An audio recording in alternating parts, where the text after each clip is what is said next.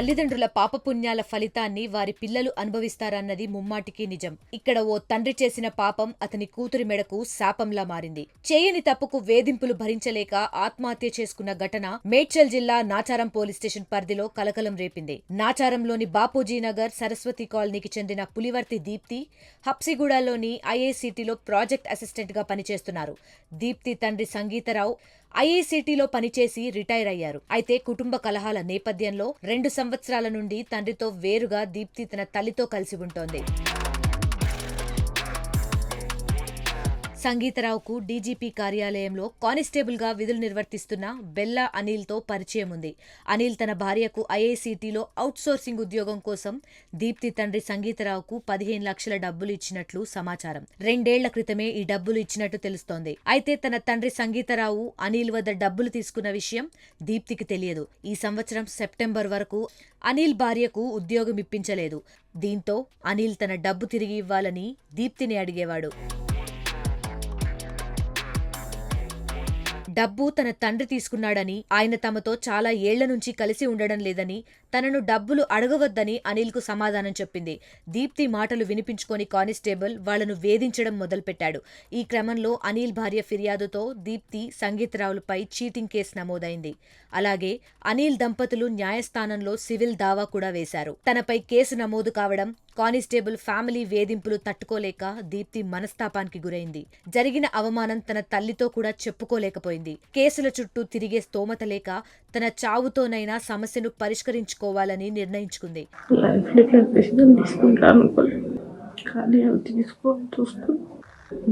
తప్పు చేస్తాను అనుకోకండి, కరెక్ట్. కష్టపడి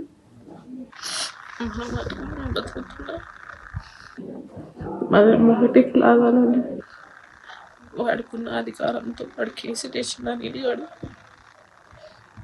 వేసిన కేసులు తప్పని అందరూ తెలుసుకుని అందరూ ఎవరు హిట్ చేయట్లేదు. మరి ఎక్కడికి వెళ్ళినా డబ్బులు కట్టినట్టు మనం నిజంగా తీసుకున్నామా లేదా అని ఎవరు చూడట్లేదు.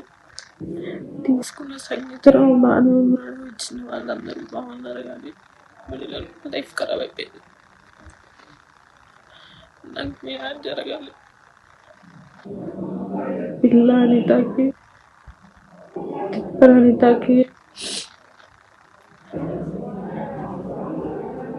బిల్ల అనేది తిప్పల సోమయ్యకి శిక్ష పడాలి.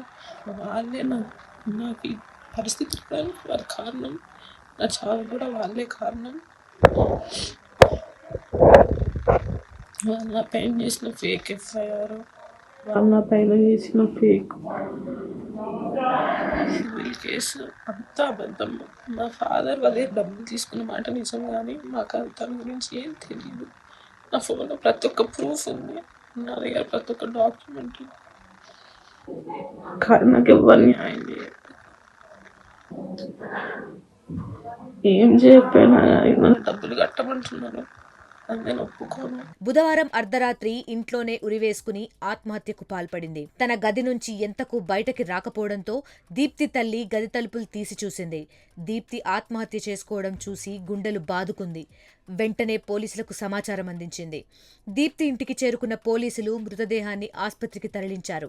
అక్కడే దీప్తి ఫోన్ను పరిశీలించగా సెల్ఫీ వీడియో కనిపించింది. తాను చనిపోవడానికి అనిల్, అతని భార్య అనిత, ఆమె తండ్రి సోమయ్య కారణమని దీప్తి చెప్పుకొచ్చింది.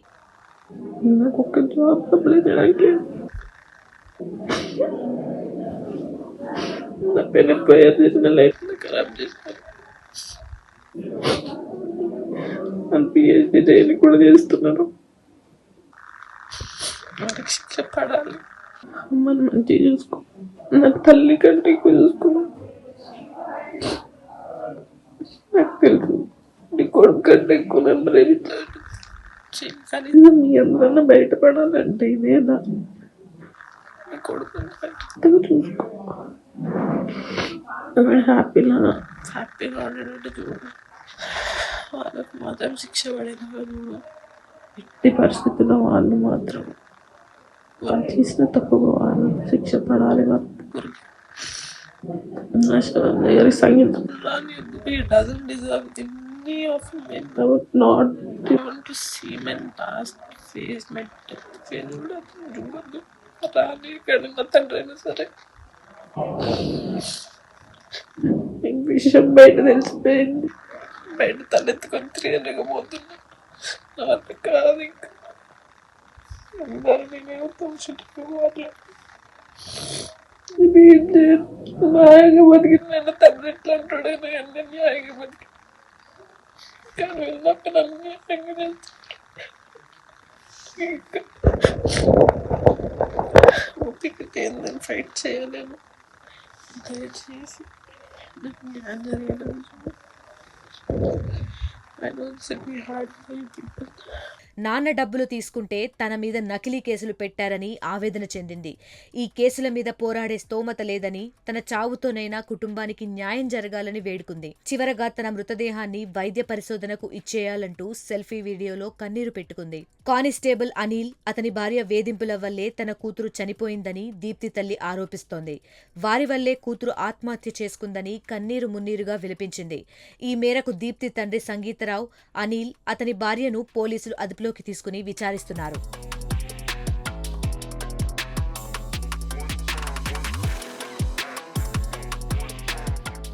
మరిన్ని వీడియోస్ కోసం ఛానల్ ని సబ్స్క్రైబ్ చేయండి. లేటెస్ట్ అప్డేట్స్ కోసం వాట్సాప్ ఛానల్ ని ఫాలో అవ్వండి. అండ్ లింక్ డిస్క్రిప్షన్ లో ఉంది.